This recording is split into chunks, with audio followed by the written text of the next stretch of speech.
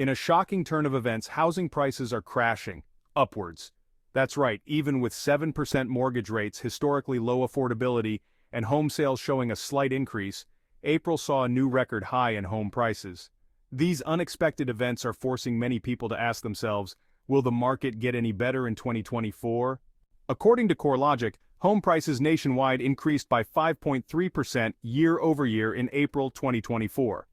While Wells Fargo predicts a moderate slowdown in the housing market, others, such as Morgan Stanley, are more optimistic.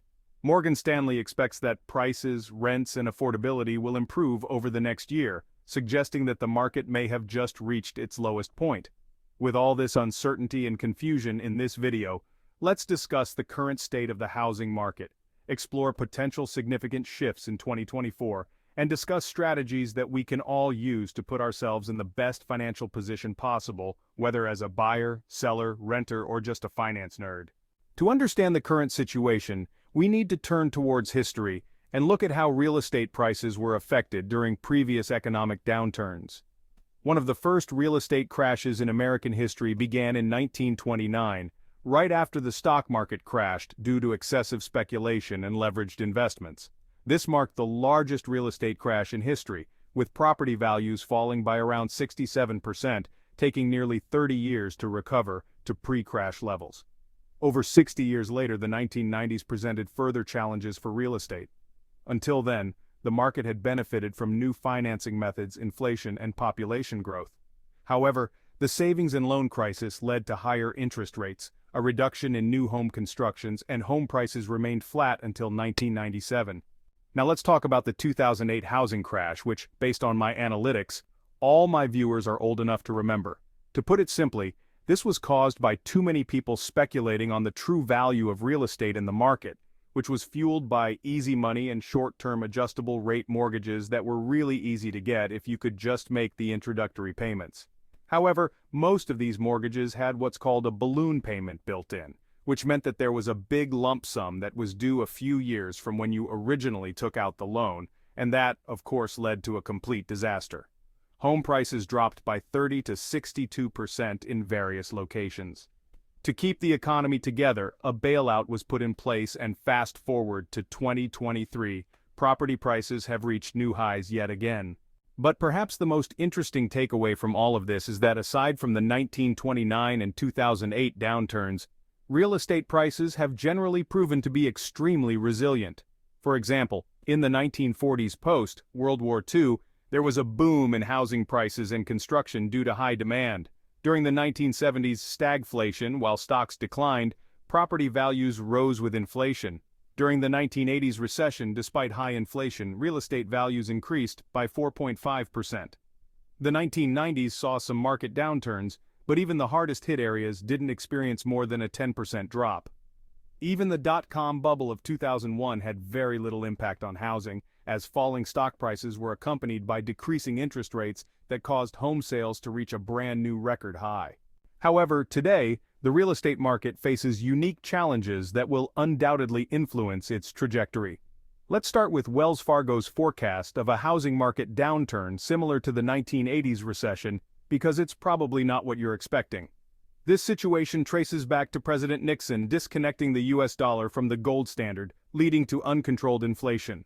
To combat this, strict measures were put in place, including hiking interest rates up to 20% to prevent prices from skyrocketing even higher. This, predictably, led to a significant drop in prices. However, Wells Fargo's projection of a similar downturn in the housing market of the 1980s doesn't necessarily imply falling prices. Contrary to what one might think, Wells Fargo anticipates a continued appreciation in home prices, but at a slower rate. This is because there are fewer sellers putting their houses on the market, combined with consistent demand and limited supply. Wells Fargo projects a 1.8% increase in home prices by the end of this year, followed by a 2.5% rise in 2024, and then a 4.4% increase in 2025. So how on earth is this even possible? Well, on the surface, most people just pay attention to nominal home prices, which is simply the sticker price today compared to the sticker price a year ago. But if you want a real understanding of how much prices increased over time, you need to take inflation into account. Let me ask you this. Would you say that making a 400% return from 1970 through 2020 is good? If you answered yes, you're wrong. Because when adjusted for inflation, there's actually a loss in net purchasing power between those years. With this perspective, the past 50 years have only seen one real decline in home prices, and that was in 2010. Adding to the complexity, home prices remained relatively stable until 1970, with increases driven by factors such as the demand for larger homes, relaxed policy changes, lower interest rates, and significant money printing. Bill McBride from the Calculated Risk blog notes an interesting parallel between today's real estate market and that of 1978. He pointed out that from 1978 through 1982, home prices continued going higher, but real returns, when accounting for inflation, fell by 11% over 3 years, meaning home prices were up in terms of dollars, but down with inflation in terms of net value, meaning people's net worth seemed to be going up, even though technically it was going down. Currently, the national Case-Shiller index shows that median home prices have risen by 5.3% over the past year. This increase reflects ongoing demand despite high mortgage rates, which are currently around 7%. However, some analysts have a completely different interpretation of what they think is going to happen in 2024, and this is where the debate starts. Although before I go into that, I want to let viewers of my channel know about a unique side hustle that I recently started. 99% of people have never even heard of it, even though it's been around for over 40 years. If you want to earn an extra couple $1,000s per month from the comfort of your own home, click the link in the description to learn more. Studies now show that there's a boom across various industries in terms of what customers are buying. Alright, so in terms of why some analysts disagree with the belief that home prices will continue to stay strong, look no further than Morgan Stanley, because they believe that prices are about to get a lot more affordable in 2024. Or, I guess as they say, we expect home sales to be weak in the first half of next year, but activity should pick up in the second half and further into 2025. And that's primarily because affordability will improve. They also expect that the Federal Reserve will begin lowering interest rates by late 2024, which would prompt more sellers to sell and more buyers to obtain an affordable mortgage. Morgan Stanley anticipates that rates will decrease significantly by late 2025, though not as low as previously predicted. The chief economist at Realtor.com also agrees with the sentiment that affordability is only going to improve from here, noting that Fannie Mae, the Mortgage Bankers Association, and the National Association of Realtors all predict that the 30-year mortgage rate will fall below 7% in the second half of 2024.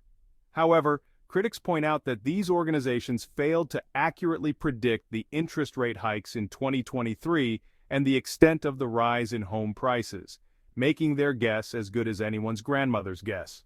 Unfortunately, the downside to all of this is that it seems as though, regardless of who you ask, there's almost unanimous agreement that home prices are not likely to meaningfully fall, at least until home sellers outnumber buyers, which, at this point, is unlikely to happen anytime soon.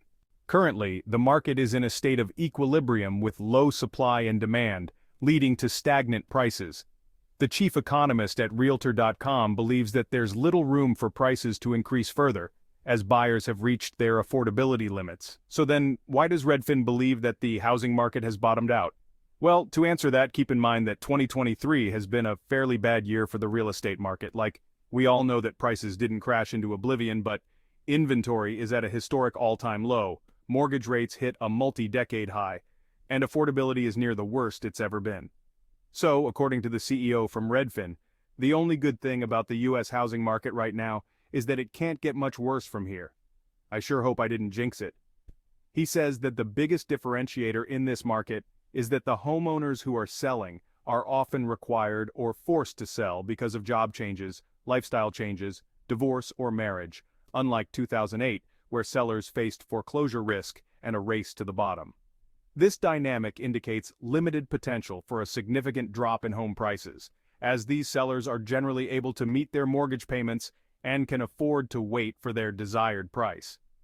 Essentially, the market has reached a sort of impasse. It's as gridlocked as it can get. Sellers refuse to let go of their low mortgage rates at the same time that buyers cannot endlessly afford escalating prices. Now let's get to the main question. What is the most likely scenario for the housing market in 2024 based on statistical data? Current data suggests that investors are largely betting on the Federal Reserve to start reducing interest rates around late 2024. To be more specific, there's a 52% probability of a quarter-point rate reduction by December 2024, with expectations of additional rate cuts throughout the end of the year. Additionally, there is a record $5.7 trillion in investor and institutional funds sitting in cash-like money market accounts, many yielding above 5%. This substantial capital is capable of significantly impacting the markets once interest rates decrease. This analysis leads to the conclusion that even though by all measures the housing market is unaffordable, there's still no shortage of money out there that's willing to bid up low inventory, and that skews the market to prevent it from falling. From my own experience tracking the real estate market over the years, the current market dynamics make purchasing real estate in the short term a cautious decision. While renting remains more cost-effective in many markets, some regions are experiencing slight improvements in affordability due to stabilizing mortgage rates. A great strategy for the time being is to rent if you're planning to move within the next 2 to 5 years, at least until the cost of buying versus renting evens out. While I'm always on the lookout for potential investments, the current market risks and low returns don't present many compelling opportunities. Commercial real estate, too, hasn't seen significant changes, especially with Treasury bonds yielding around 5%. Like many other investors, I'm holding cash and adopting a wait-and-see approach. Personally, I believe that a lot of these real estate predictions are just random guesses, and inevitably a few of them are going to be right by sheer luck. But if you're going to ask me for my guess on what I think is going to happen, I believe that interest rates are going to stay relatively high, but will begin to decrease gradually by late 2024. Over the next few years, the housing market should begin to normalize, though it might be a slow process. Now, if you want to reduce your stress about what happens in the market, the best way to do that is by diversifying your investments across a lot of low-risk and high-potential reward companies. This is what Warren Buffett has been doing for over 60 years, and it's what experts commonly refer to as asymmetric investing. Basically, you have to find undervalued companies with strong fundamentals that are likely to go up in value over time. You want to buy them as cheap as possible. Normally, this will require hundreds of hours of research to find a few good companies, but I recently subscribed to an investing newsletter where professionals do all the research for you and share their findings and recommendations every week. I use it myself, and it's amazing. I really think you're going to like it. For a limited time, you can try it for just $1 using the link in the description below.